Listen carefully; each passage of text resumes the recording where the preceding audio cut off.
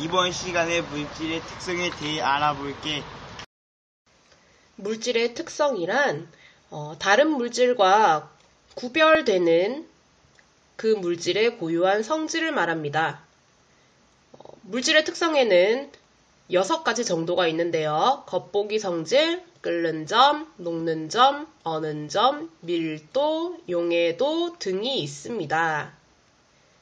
자, 먼저 겉보기 성질부터 알아봅시다. 겉보기 성질이라는 것은 겉에서 보이는 성질이에요. 사람의 감각기관을 이용해서 알 수 있는 그 물질의 성질인데 어떤 게 있을까요? 색깔, 맛, 냄새, 촉감, 굵기, 결정, 모양 등이 있습니다. 자, 겉보기 성질을 이용하면 다른 물질로부터 그 물질을 쉽게 구별할 수는 있지만 정확하게 구별하기 어려운 때가 있거든요. 또한 독성이 있거나 위험한 물질이 있기 때문에 함부로 맛을 본다던가 냄새를 맡는다던가 만져보는 것은 위험할 때도 있습니다. 따라서 겉보기 성질 말고도 다른 물질의 특성으로 그 물질을 구별해낼 필요가 있을 때가 있어요. 자, 이번에는 물질의 특성 중에서 겉보기 성질에 대해서 알아봤고 끓는 점에 대해서 한번 알아봅시다. 끓는 점이란 액체 물질이 끓는 동안 일정하게 유지되는 온도를 말합니다. 자, 액체인 에탄올이 있는데 몇 도씨에서 끓었나요? 여기 따라가 보면 약 78도씨에서 에탄올이 끓습니다. 따라서 에탄올의 끓는 점은 78도씨. 자, 메탄올의 끓는 점은 몇 도씨일까요? 65도씨 정도 됩니다. 자, 물의 끓는 점은 몇 도씨죠? 100도씨이죠.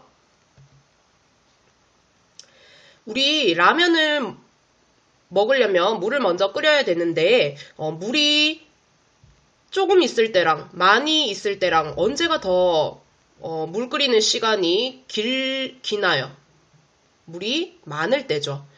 따라서 물질의 양이 많으면 끓을 때까지 걸리는 시간이 길어집니다. 하지만 그 라면 물을 끓일 때 끓는 온도는 다 100도씨에서 끓었죠. 따라서 끓는 점, 끓는 온도는 같게 됩니다.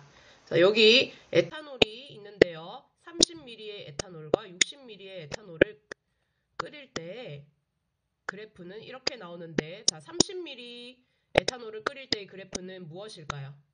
네, 가열 시간이 더 짧은, 여기서 이제 끓기 시작하는 점이 나오죠. 가열 시간이 더 끓기 시작할 때까지의 가열 시간이 더 짧은 이 그래프가 바로 30ml 에탄올의 그래프가 되겠네요. 선생님, 끓는 점이 물질의 특성이죠? 끓는 점은 물질의 종류에 따라 다 다른 값을 가집니다. 물은 100도씨에서 끓고 에탄올은 78도씨, 메탄올은 65도씨에서 끓어요. 따라서 그 물질을 구별할 수 있기 때문에 물질의 특성이 됩니다. 또한 끓는 점은 그 물질의 양에는 관계없이 일정하기 때문에 물질의 특성이 될 수가 있는 거예요. 자, 그런데 지금 여기 여러 가지 물질의 끓는 점들이 쫙 나오는데 철, 철은 2750도에서 끓래요. 자, 그 다음에 질소는 마이너스 196도씨에서 벌써 끓어서 기체가 돼요. 자, 이것은 다 1기압일 때의 끓는 점을 나타낸 것이에요. 기압이 달라지면, 압력이 달라지면 끓는 점은 변합니다. 조금 더 살펴봅시다. 이것은 압력솥입니다. 압력솥에서 밥을 하면 솥 안에 수증기가 밖으로 빠져나가기 어렵기 때문에 솥 안의 압력이 1기압보다 더 높아진다고 합니다. 그렇게 되면 압력이 높아지면 물이 100도씨보다 더 높은 온도에서 끓는다고 합니다.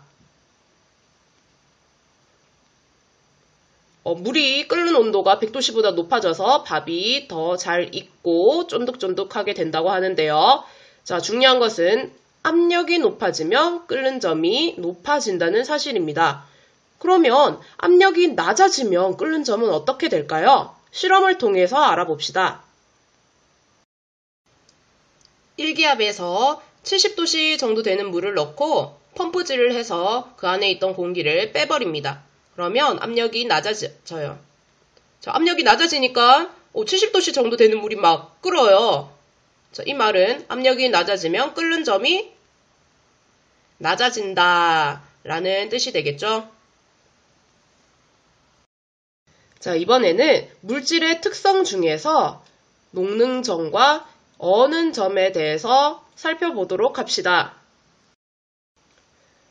여러분 이미 알고 있을 텐데요. 녹는 점은 무엇일까요?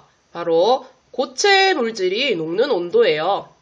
과학에서 이 점이라는 것은 다 온도를 뜻하는 것입니다.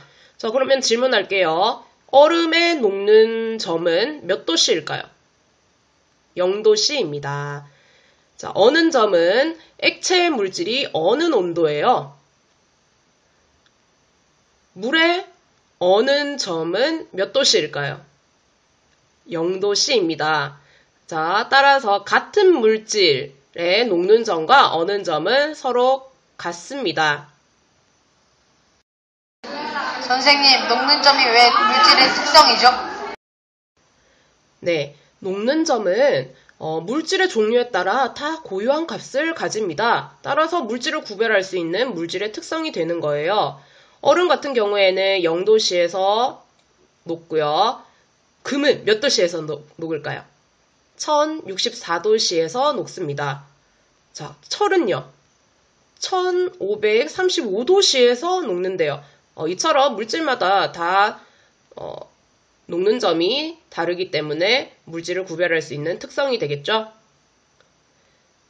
자, 그리고 끓는 점과 마찬가지로 물질의 양에 관계없이 녹는 점은 일정합니다. 물질의 양에는 관계없이 일정합니다. 네, 어는 점은 그 물질의 녹는 점과 같습니다.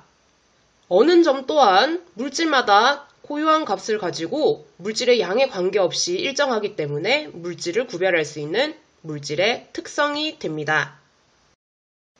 마지막으로 한 가지만 더 살펴봅시다. 어떤 물질의 녹는 점과 끓는 점이 존재할 텐데요. 만약에 그 물질이 자신의 녹는 점보다 더 낮은 온도에 있다라고 생각해 봅시다. 그러면 그 물질은 어떤 상태일까요? 아직 녹지 않았기 때문에 고체 상태로 존재함을 알 수 있습니다. 자, 이번에 또 만약에 그 물질의 녹는 점과 끓는 점 사이의 온도에 어떤 물질이 있다라고 생각해 봅시다. 자, 그러면 이번에는 그 물질은 어떤 상태일까요? 녹았으나 아직 끓기 전인 상태, 바로 액체 상태에 있다라고 하면 됩니다. 마지막, 끓는 점보다 더 높은 온도에 존재할 때 그 물질은 끓었으니까 기체 상태다라고 하면 됩니다.